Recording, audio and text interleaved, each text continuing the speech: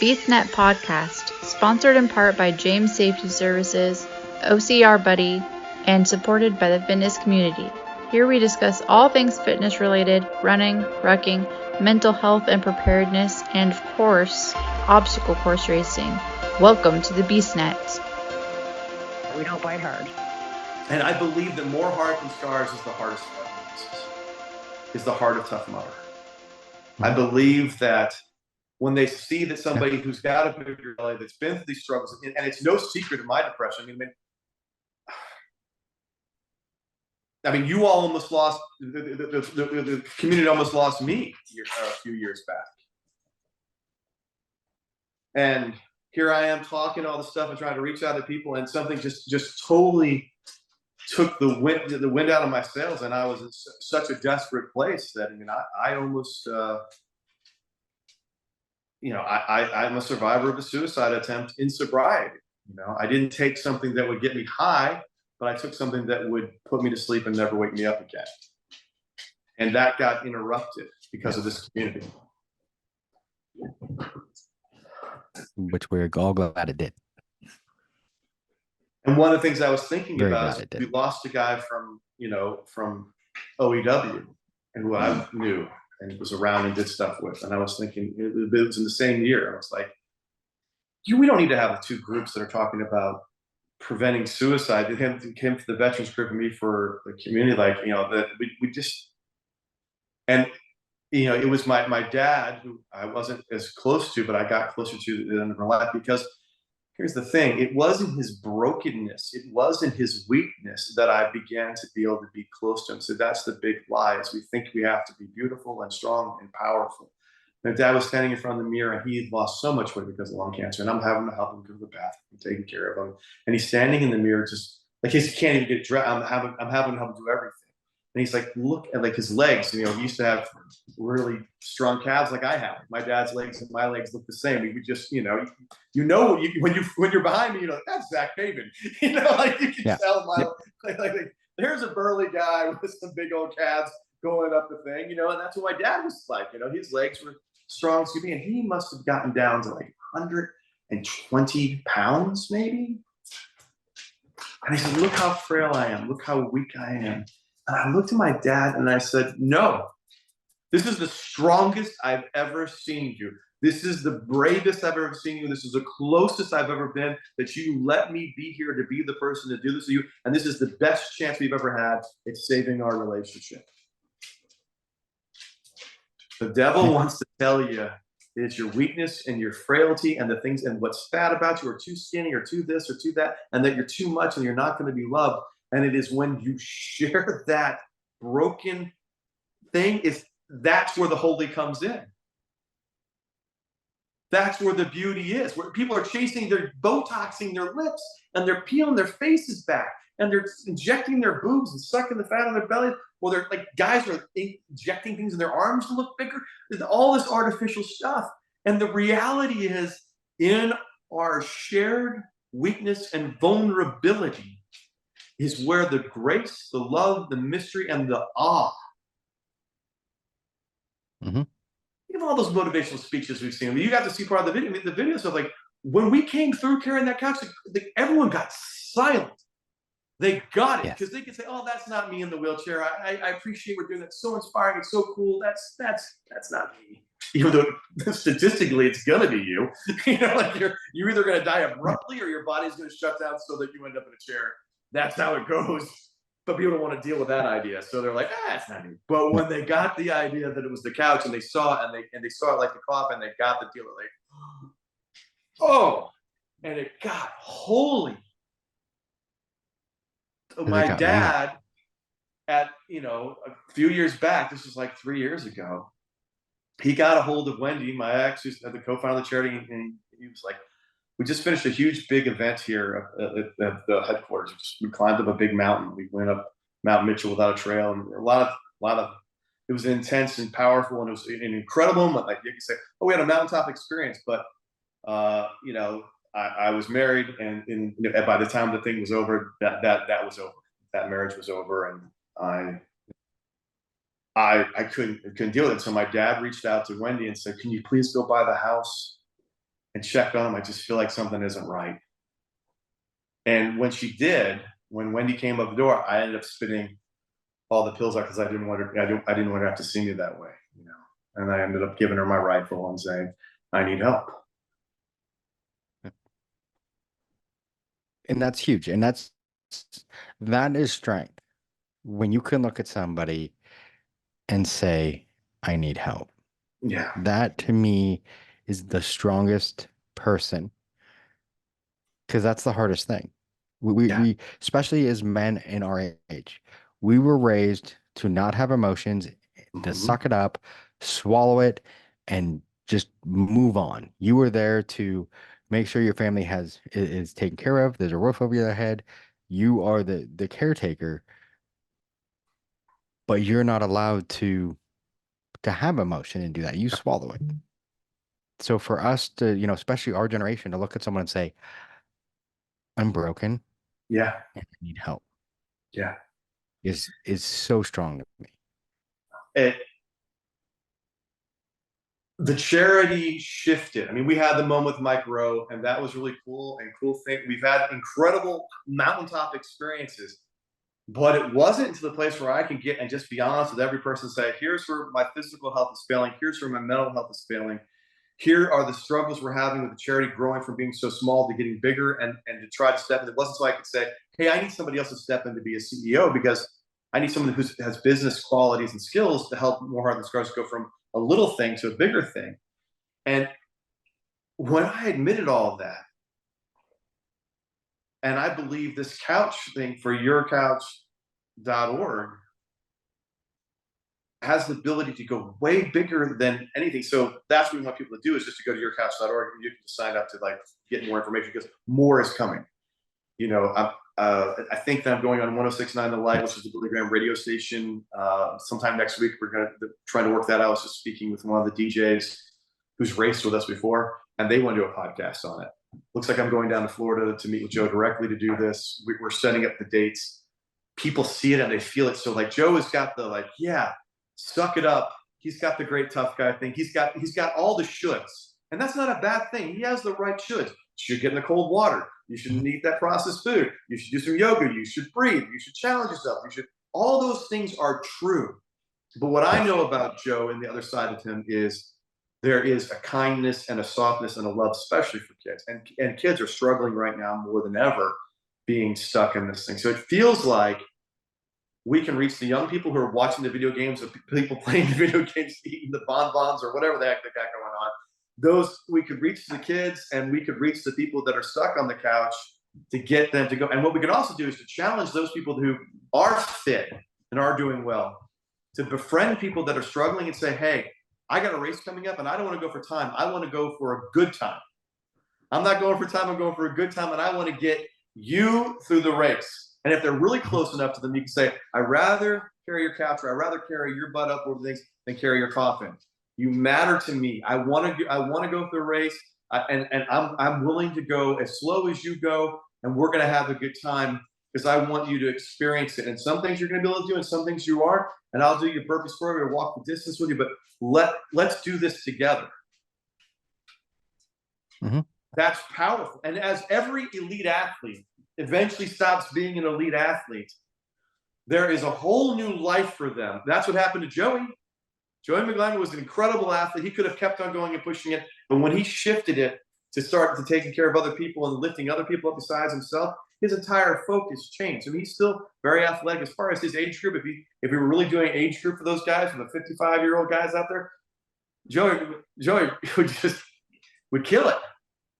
You know, he's incredibly fit and strong and all of that. But he gets his joy out of getting all of us moving together.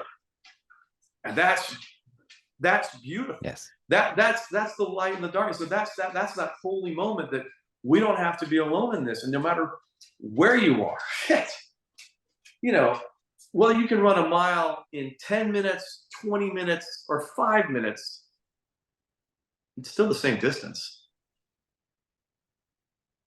Yeah, it's still a mile. Still a mile.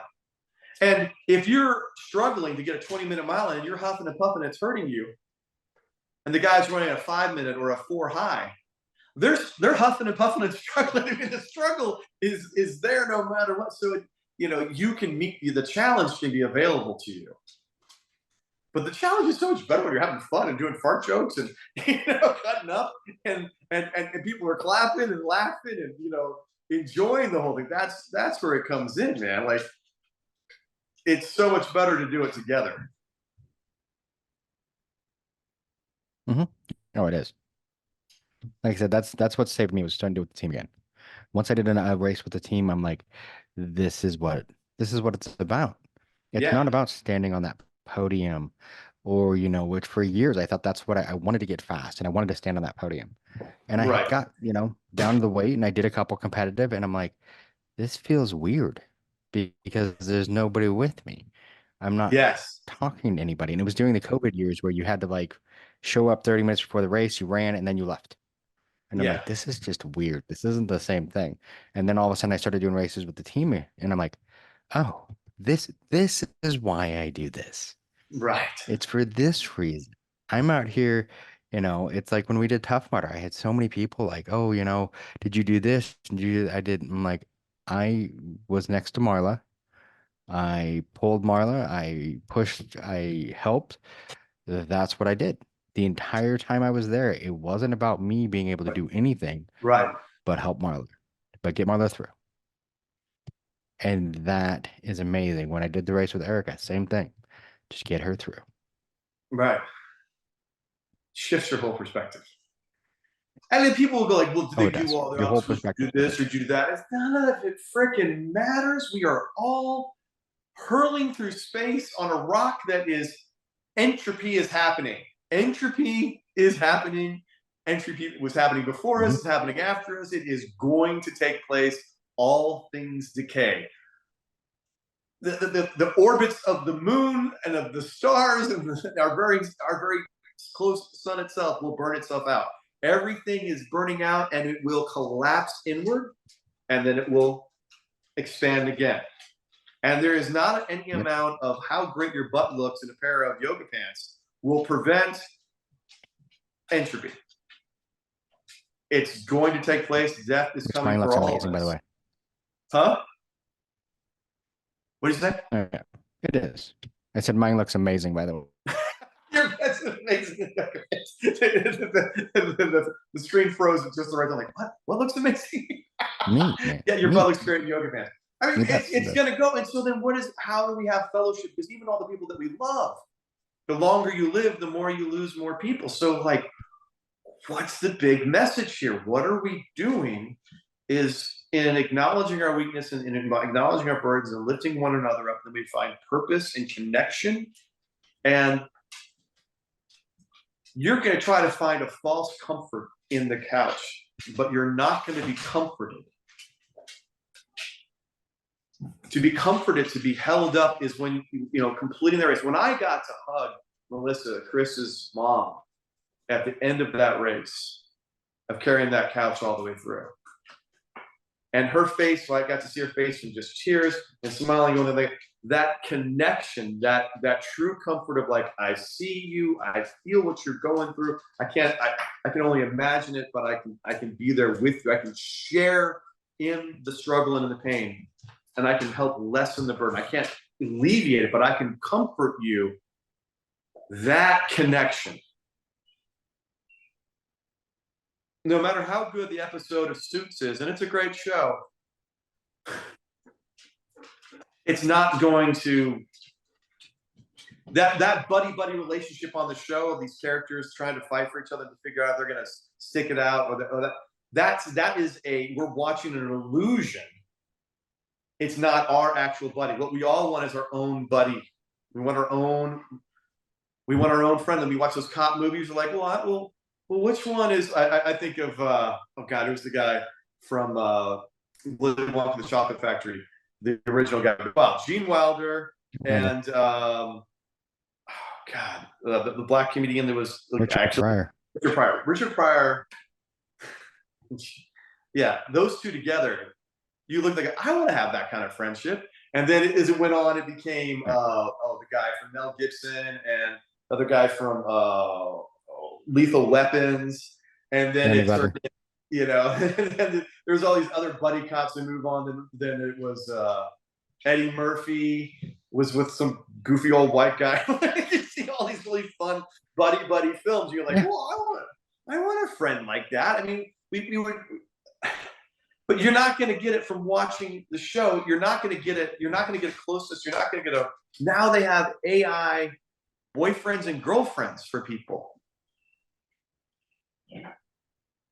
The artificial screen. I mean, so there was a thing that Plato talked about. The allegory of the cave was a story about enlightenment in which people were shackled in a cave with a fire behind them, and on the wall was a projection of the shadows, and they were talking and doing stuff. And the people were under the illusion those shadows were real. Well, that is, come here, you big goofy dog. That is the whole thing we're dealing with. This thing, the shadows on the wall from this, people are thinking that's what a real boyfriend girlfriend is. That's what dancing is. That's what intimacy is. That's what a good meal is. You know, like we just see all this stuff, and it's absolute bullshit. It's not satisfying at all. Complete. Come here. Oh, it's complete bullshit.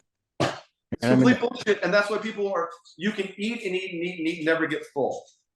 No matter how many episodes you watch, that's not your life. You're not connected. So, you know, the baptism of fire and mud and blood is in the Spartan and the Tough Mudders. It's in the absolute course racing community. It's out there doing it. It's connecting with others, especially if it's with a purpose.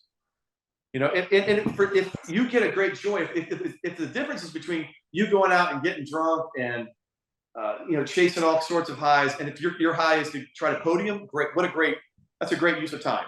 There's nothing wrong with that. Fantastic.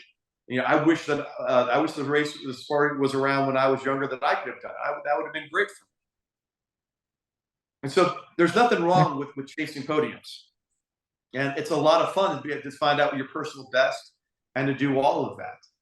But you're still getting that camaraderie and that sense of, I mean, I've seen the pros still reach out for each other, still lift each other up, you know, and cheer for one another. There's a lot of times in World's Toughest, when the guy who finishes, a lot of times he goes, they'll turn around, after they get hydrated, they get a full something, and they're cheering the person who was chasing them, and they'll say things like, "I would have never gotten that fast if you weren't that fast. I would have never be where I am if it wasn't for you. I've been chasing you all season." I've watched that for more than a decade. So there is a camaraderie even in the competition. Yeah. There's no other Which is sport amazing. like That's it. why I love this community. And now in Tough Mudder, what was it, a couple years ago, where the female lead stopped to help the two racers behind her get over an obstacle? Yeah. You don't see that in any other sport, where the person in the lead is going to be like, oh, they're going to have problems with this, I'm just going to continue on and get a bigger lead. No, she stopped and helped them over.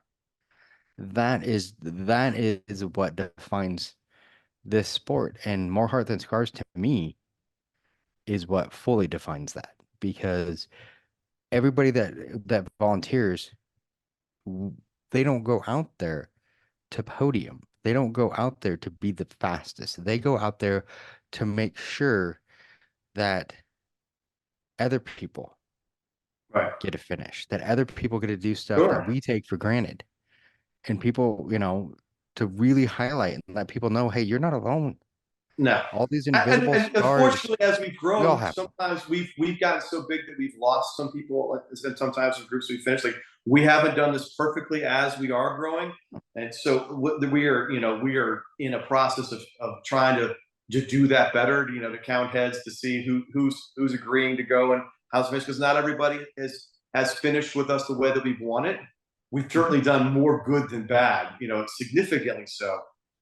But the interesting thing is, the closer you try to shine the light in the darkness, then the flaws and the people come up to divide. And the more capable we are of kicking the devil in the dirt, the more the devil will then say, "Oh, you're a threat." And the more we've grown, then there can be struggles and strifes in it. Years ago, I was hanging out with Joe DeSena. He was like, "Look, I really want the veterans groups and More Heart Than Scars not to be competitive with each other. I want you guys to connect more with each other. I want you to work that out. This is who I care about, you know." And years ago, when we were like 8 years ago, I remember having a conversation with Joe when he sent me over to Wales. And I came back and said, my hope is one day that more Hearts and Scars and a couple of the veterans group and a couple other ones would be sort of the core of what you're doing, to be part of your why. And that has happened. And people look at, oh, well, the prices are this, or what does this mean, or this sponsorship, and they can get caught up in the things that the struggles. I mean, Joe is by no means perfect. Spartan Tough Mudder's not perfect, but I mean, Joe saved Tough Mudder. I saved it. It wouldn't exist. No, it wouldn't still be going. And a lot of races have gone over, and there was a bubble that came with it. But I think the growth that can happen now, you can be part of the culture, especially if you get to the Olympics. And when we first started doing it, it was Michael Mills, a guy named Tim.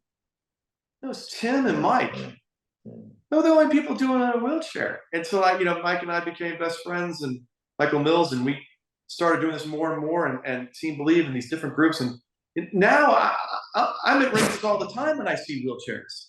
Other groups, it's not like a strange thing. It's more common, And then people are like, well, the way they're doing it, I mean, their athlete does this, or how adaptive are they? Like all this dumb shit. And I want to remind people that dumb shit, that toxic tongue, that kills people. Yes. Gossiping, running your mouth in a way that you see somebody doing something, well, I wouldn't do it this way. Okay. Man, I mean, hey, Tina, come here, baby. They found the snacks. I feel vulnerable at talking about, well, who is he to be a guy running a mental health program and then more other scars, and he's chunky and he doesn't eat right, and he has a suicide attempt, and he's still broke, because I mean, haven't made money. I've done a couple of talks that I've gotten paid for over the years, but pretty much everything that's ever gotten has gone back into charity. So I don't, my life hasn't gotten easier in this. I've lost 2 marriages while I was in Spartan Tough Mudder fighting this charity. I have fallen all over the place. And I've heard my share of stuff from folks like, well, who are you to do this? And what did you do with this? And oh man. And what you have to remember is that hurt people. Yes. If somebody is talking crap to me or about the team or about other people or about other groups, and so that is an indication of how unsettled they are in the inside. Because if you're fighting for your life, you don't have any room but to see the beauty in other people. When I see somebody that's struggling through a race and they're doing it, man, I stop and I want to be there. I don't ever think that I'm better than other people. I mean, I have to fight within my own self to keep myself alive. Like my goal is to die sober and not by my own hand. So, and ultimately that I outlive my children. That is the goal of my life, is that they live longer than that I die before them, and I don't die by my own hand, and I don't die by using alcohol and drugs. And if I can lift other people up in that process, it's so interesting sitting here, with the couch shirt on, my dog, and seeing, behind your back that there's the flag. It's like, when I look at my gym, that idea came from a place where I was like, my daughter, had a heart defect, and I was having to work extra jobs to be able to pay for the health insurance. I mean, every beautiful, strong thing that you've seen, or the micro stuff, has all come from weakness, and has all come from the grace of God. It has all come from the love of others. It has all come from owning up to my stuff and saying, I can't do this. I'm going to need your help. Anything that's been raised up has come from the struggle. I mean, we're all human, and we all have our struggles. And what's amazing is, for me, my biggest goal now is I just want to make sure that I leave this world better than it was when I got here. Yeah. That when I walk away, I want to be remembered as someone who helped. I don't want to be remembered as someone who was a problem. Have I made mistakes? I'm human. I've done some horrible things in my past, things that I am so sorry for, and I'm so regretful for, and I'm hoping the people that were involved in that know that, Yeah. and it's one of those things I get so much joy out of helping people. A lot of people don't know this, but when I did the Ironman, if you look at my times, the very first lap of the run was horrible. I had like 20, I think I was doing 20, 22-minute miles. There was a lady that I ran into in the first mile that has an autoimmune disease whose kidneys, she was like, I think my kidneys are shutting down. I'm having this. And I'm like, do you need to stop? She's like, I need to finish this. I'm like, okay, well, I'm staying with you. And I stayed with her the whole time. And for me, it was one of those things. My biggest goal has been to finish that Ironman. But the second I saw her, I'm like, if I don't get a medal today, whatever. Whatever. She's finishing this. So because on the way they did it, it was 4-mile loops. She was on her final loop. I was on my first. So I'm like, I'll get her through this and then I'll try and make up the time on the next loops. And I made sure she finished that. And to me, as I was coming in, I was probably the last person to get a medal and they shut down everything after I went through.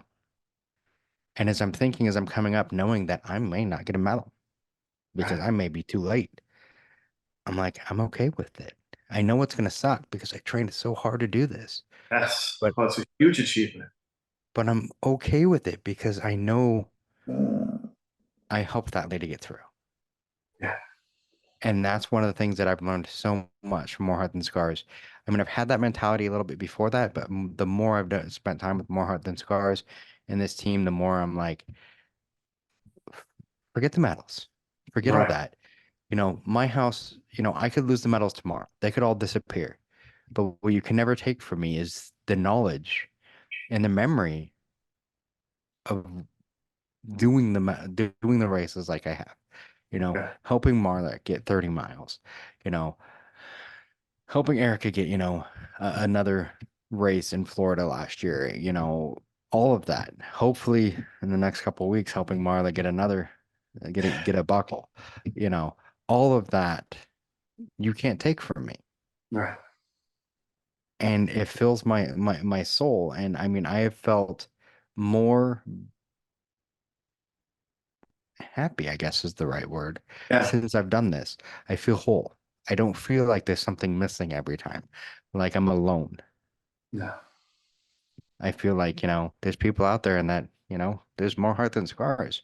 I have scars that you can see and I have scars you can't, just like Right. everybody else, Right. and there's a lot of things. I mean, Don knows a lot more about my past than pretty much anyone else. I mean, we've known each other since preschool. He knows some things, He knows but some things. but he better shut up because I know some things too. But but it's one of those things that I mean, the group that you've made and this idea with the couch. I mean, I love all of it. So, and I'm hoping that I get to do a race soon where I carry that couch. Oh yeah. Well, that particular one, we burned it. Well, I mean, another one. Hopefully not that one. I mean, that one will be a lot lighter now, though. Yeah, we're definitely going to go. There's going to be more of this, and there's going to be put out in a way that really, yes, it's going to honor those that are lost and those that are stuck in a way that we're going to just meet people where they are. That's the whole thing. Is the shame. Man, after COVID and all the stuff we've all been through, we don't need any more shame. It's like I remember I was all mad at my dad. The Cats in the Cradle song came out. I was at some retreat thing when I was a kid. They played that song, and all the dads just felt like shit. And as the older I got, realized, my dad said to me, "I'm sorry, I was gone so much." And I've been gone from my kid too. Like here, trying to have the charity go. I mean, for some good reasons and bad reasons. I also wasn't always around. We just need to stop beating the crap out of each other and out of ourselves. And so, yeah, there's a lot of shoulds. The cold water is helpful. Drinking more water is good. But what I want to say to you is if you're stuck, if you're 300, 400, 500, 600 pounds, or you're 100 pounds and you look skinny but you're weak, I don't care what your outside is looking like because your body is a soul wrapper. And that soul is a divine spark. Whatever the sacred is, if it's in you, that's in me, that's in all of us, it thrives in the breaking of bread, and if some of the gluten-free bread, whatever. It thrives in a shared meal. It thrives in community and in purpose. It that healing comes in confessing what is weak in us, because eventually everything's going to go away and our body's going to break down and we're going to be dying. And I'm so glad that, as difficult as my relationship with my father was, that I forgave him enough and he pursued me enough and he forgave me enough that I could be there to be with him to finish that. Let's not bark, dogs. So I'm so grateful that my father and I were able to do that. And like, my dad got his Emmy, ironically, for directing the opening ceremonies for the Paralympics, of all things, you know, like, so he's had some great big moments. He did several Super Bowl halftime shows. He's done some pretty spectacular things. And I've watched him tell George Burns where to stand one time. He was directing and George Burns was there. And that's when the movie Oh God came out. So I was there like, here's my dad telling George Burns, who plays God, what to do and what to say. And that was a trippy thing. But it wasn't until everything was gone and he was reaching out to me and to my mom and saying, I wish I spent more time with you. I want you to, you know, and fighting for every one of those breaths and for his dignity and to connect with it. There could be forgiveness and connection. That's it. Yeah. So we got to stop chasing the shiny and go after the real. Yes. Thanks for listening to the BeastNet podcast. If you haven't done it yet, find us on Facebook, like and share the podcast. Give us a review on iTunes or Spotify. All these things will help to expand the show in the future. Don't forget to subscribe and let us know what you think and what you'd like to hear.